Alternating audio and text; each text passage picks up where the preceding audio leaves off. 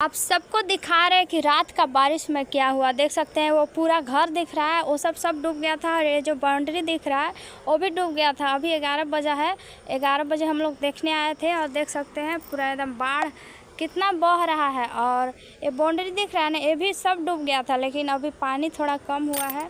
और इधर घर दिख रहा है, ये भी डूब गया था और आधा आधा डूबा हुआ है। ये है कोयल नदी।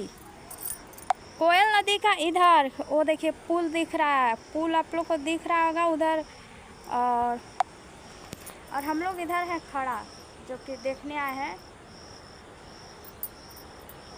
बहुत लोग का सामान भी, गाड़ी उड़ी भी बह चुका है। और ऐसा में किसी बच्चा लोग के भी नहीं छोड़ना चाहिए, चाहे किसी भी आदमी का भी क्या बोलते हैं, इधर आने का मुश्किल लग रहा है। अभी पूरा रोड भी डूब गया है, रोड और घर दूर तो देख ही सकते हैं कि डूब चुका है। तो ये है डाल्टनगंज का।